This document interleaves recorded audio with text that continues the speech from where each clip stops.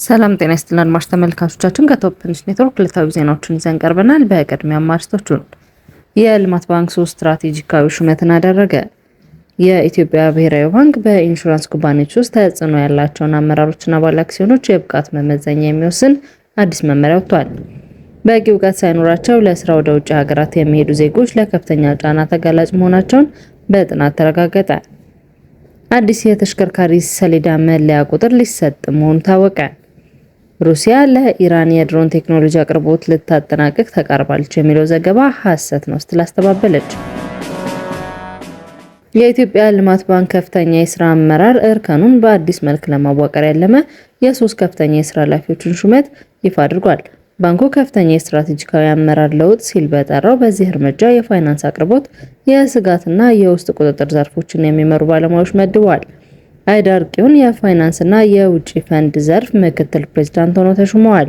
አዲሷ ተሿሚ ባንኩ ከውጭ ምንጮች የሚሰበስበውን ሀብትና የፋይናንስ ስራዎች የማስተሳሰር ኃላፊነት የሚጠበቅባቸው ሲሆን በቶኒ ብሌር ኢንስቲትዩት ከፍተኛ ባለሙያነት፣ በዓለም አቀፍ የፋይናንስ ኮርፖሬሽን በአማካሪነት እንዲሁም በኢሲ ኢንቨስትመንት ኤንድ ኢምፓክት አድቫይዘርነት በዋና አጋርነት ያካበቱት የ10 ዓመታት የፖሊሲ አፈጻጸምና የመዋለ ንዋይ አማካሪ ልምድ ለተቋሙ ግሉህ አቅም እንደሚሆን ይገመታል። ተዘራ ማረ ደግሞ የስጋትና አመራር የአፈጻጸም ዘርፍ ምክትል ፕሬዝዳንት ሆኖ ተሰይመዋል። ተዘራ በሀገር ውስጥ የባንክ ኢንዱስትሪ በቁጥጥር ስራዎች ላይ የዳበረ ልምድ ያላቸው ሲሆን በተለይም በአዋሽ ኢንተርናሽናል ባንክ ለ15 ዓመታት በዋና አመራር እርከን አገልግለዋል። በቅርቡም በደገፋ ለሚሳና ጓዶቹ የኦዲት ስራ አስኪያጅ የነበሩ ሲሆን ከለንደን የተፈቀደላቸው የተረጋገጡ የሂሳብ ባለሙያዎች ማህበር የሙያ ማረጋገጫ ያላቸው የአዲስ አበባ ዩኒቨርሲቲ ምሩቅ ናቸው። የአመራር ለውጡን ይበልጥ ለማጠናከር አለም ገና ዘሪሁን የባንኩ የውስጥ ኦዲት ዘርፍ ምክትል ፕሬዝዳንት ሆነው ተሹመዋል። አለም ገና ወደ ልማት ባንክ ከመቀላቀላቸው በፊት በኢትዮጵያ ፖስት በዋና የፋይናንስ መኮንንነት ሲያገለግሉ የቆዩ ሲሆን ቀደም ሲል በኢትዮጵያ የሂሳብ አያያዝና ኦዲት ቦርድ የፋይናንስ ሪፖርት ግምገማና ክትትል ዳይሬክተር በመሆን ሰርተዋል። የኢትዮጵያ ብሔራዊ ባንክ በኢንሹራንስ ዘርፍ ውስጥ ተጽዕኖ ያላቸው አመራሮችና ባለአክሲዮኖች የብቃት መመዘኛ የሚወስን አዲስ መመሪያ ወጥቷል። ብሔራዊ ባንክ ያወጣው አዲስ መመሪያ በኢንሹራንስ ዘርፉ ላይ ግልጽነት፣ ጠያቂነትና የጠናከረ የኮርፖሬት አስተዳደርን ለማስፈጸም ያለመ ነው። ብሔራዊ ባንክ ባወጣው አዲስ መመሪያ መሰረት ማንኛውም የኢንሹራንስ ኩባንያ የቦርድ አባላት ስብጥር አንድን ጾታ ብቻ የያዘ መሆን የለበትም። እያንዳንዱ የኢንሹራንስ ኩባንያ ቢያንስ 2 ሴት የቦርድ አባላት ሊኖሩት እንደሚገባ መመሪያው ግዴታ መስፈርትን አስቀምጧል። በተጨማሪም አንድ የቦርድ አባል ለመሆን ዝቅተኛ የእድሜ ገደብ 30 ዓመት መሆን እንዳለበት ተደንግጓል። እያንዳንዱ የኢንሹራንስ ኩባንያ 3ኛ ገለልተኛ የቦርድ አባላት ሊኖሩት ይገባል። እነዚህም ግለሰቦች የሁለተኛ ዲግሪ ያላቸውና በፋይናንስ ዘርፉ ላይ ወይም ተያያዥ መስኮች የ10 ዓመት የስራ ልምድ ያላቸው መሆን ይገባቸዋል። እንደ መመሪያው ከሆነ ኢትዮጵያዊ ያልሆነ የውጭ ሀገር ዜጎች በገለልተኛ የቦርድ አባልነት ሊመረጡ ይችላሉ። አንድ ግለሰብ የኢንሹራንስ ኩባንያ ዋና ስራ አስኪያጅ ሆኖ ለመሾም በኢንሹራንስ ዘርፉ ቢያንስ የ12 ዓመታት የስራ ልምድ ሊኖረው ይገባል። ከዚያም ውስጥ ቢያንስ 5 ዓመቱ በከፍተኛ የስራ መሪነት ደረጃ የሰራ መሆን ይኖርበታል። ትምህርትን በተመለከተ ዝቅተኛው መመዘኛ የመጀመሪያ ዲግሪ ወይም በኢንሹራንስ ሙያ ዓለም አቀፍ እውቅና ያለው ዲፕሎማ እንዲኖረው ይጠበቃል። የወንጀል ሪከርድ ያለባቸው በሙስና ወይም በማጭበርበር ድርጊት የተሰማሩ ግለሰቦች በዘርፉ አመራር መሆን አይችሉም።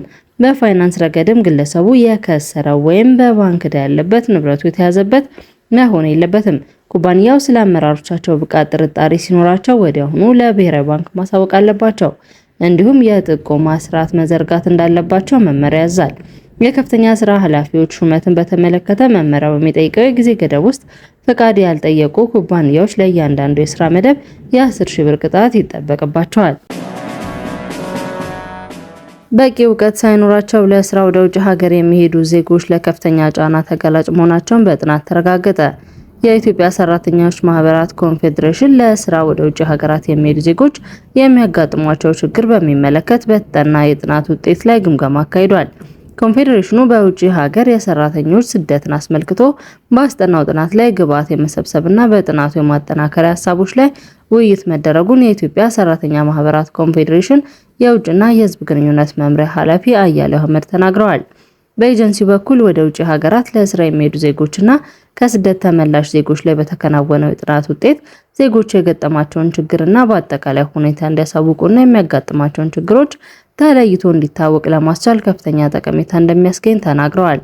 ጥናቱ ከስደት ተመላሾችና ለስራ ወደ ውጭ ሀገር ለመሄድ በዝግጅት ላይ የሚገኙ 300 ዜጎችን ያካተተ መሆኑን የተናገሩት በጥናቱ ላይ የተሳተፉት አቶ እድገት በላይ ናቸው። በኤጀንሲ በኩል በውጭ ሀገራት ተቀጥረው የሚሰሩ ዜጎች ስለሚሰሩት ነገር ባለማወቃቸው እንዲሁም የሚደርስባቸውን ጉዳት እንዴት ማሳወቅ እንዳለባቸው በበቂ ሁኔታ እንዲረዱት ለማስቻል በትኩረት ሊሰራ እንደሚገባም በጥናቱ መለየቱን ተናግረዋል። በቀጣይ በጥናቱ ላይ ኤጀንሲዎችን በማካተት በሀገሪቱ የተለያዩ አካባቢዎች ፍልሰት የሚበዛባቸው ቦታዎች ጥናቱ እንዲያካትት እንደሚደረግ ተገልጿል። በቅርቡ አዲስ የተሽከርካሪ ሰሌዳ መለያ ቁጥር ሊሰጥ መሆኑን አስታውቋል። ልዩ የሰሌዳ ቁጥር ለሚፈልጉ ጨረታም ተዘጋጅቷል። የትራንስፖርትና ሎጂስቲክስ ሚኒስቴር በሀገር አቀፍ ደረጃ ወጥነት ያለው አዲስ የተሽከርካሪ ሰሌዳ መለያ ቁጥር በቅርቡ መስጠት እንደሚጀምር መጋቢት 16 ይፋ አድርጓል። አዲስ ታርጋ ለመቀየር የቅድመ ዝግጅት ስራዎችን ሲያከናውን መቆየቱን የጠቀሱት ሚኒስቴሩ የታርጋ መስጠት ስራውን ከመጀመሩ በፊት ግለሰቦች ወይም ተቋማት የሚፈልጓቸው የሰሌዳ ቁጥሮች በጨረታ ማግኘት እንደሚችሉ ገልጿል። ለዚህም መሰረት የካቲት 17 2018 ዓ.ም ጀምሮ ባለው አንድ ሳምንት ጊዜ እንዲመዘገቡ ጥሪ አቅርበዋል። የትራንስፖርትና ሎጂስቲክስ ሚኒስቴር ዶክተር አለሙ ስሜ አዲስ የሰሌዳ ቁጥር እየተዘጋጀ መሆኑን ጥቅምት 2018 ዓ.ም ለጋዜጠኞች በሰጡት መግለጫ መግለጻቸው ይታወሳል። በወቅቱ አዲሱ የሰሌዳ ቁጥር በተያዘው 2018 መስጠት እንደሚጀምር ጠቁመው ነበር። ሚኒስቴሩ አክለውም አሁን ያለው የሰሌዳ ቁጥር ከዘርፉ እድገትና ኢትዮጵያ ከፈረመቻቸው ዓለም አቀፍ ስምምነቶች ጋር የማይጣጣም በመሆኑ አዲስ የተሽከርካሪ ምዝገባና የሰሌዳ ቁጥር ማዘጋጀት አስፈላጊ ሆኖ መገኘቱን አስረድተዋል።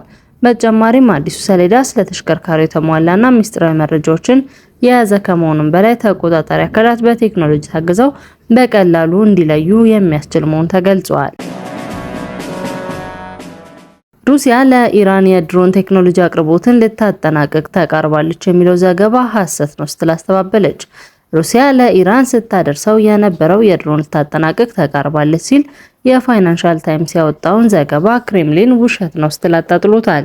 የእንግሊዙ ጋዜጣ የምዕራባውያን የስለላ መረጃ ደርሶናል ያሉት ሁለት ስማቸው ያልተጠቀሰ ባለስልጣናትን ዋቢ በማድረግ እንደዘገበው የጭነት ሂደቱ በመጋቢት ወር 2018 ዓ.ም መጀመሪያ ላይ የተጀመረ ሲሆን እስከ ወሩ መጨረሻ ይጠናቀቃል ተብሎ ይጠበቃል ብሏል። ይሁን እንጂ ወደ ኢራን እየተሸጋገሩ ያሉ የድሮን አይነቶች ምን እንደሆኑ ዘገባው አላመላከተም። ይህ ዘገባ የወጣው በሞስኮና በቴህራን መካከል ያለው ወታደራዊ ትብብር እያደገ መምጣቱን ተከትሎ ዓለም አቀፍ ትኩረት በሳበበት ወቅት ነው።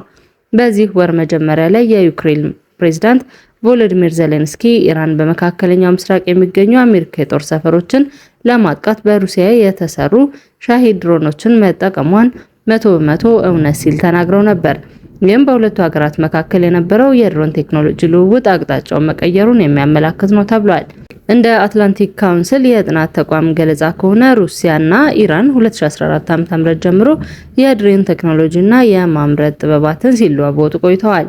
ሩሲያን በመጀመሪያዎቹ በኢራን የበለጸገውን የሻሂድ ድሮን የራሷ ስሪት ማምረት መጀመሯ ይታወሳል።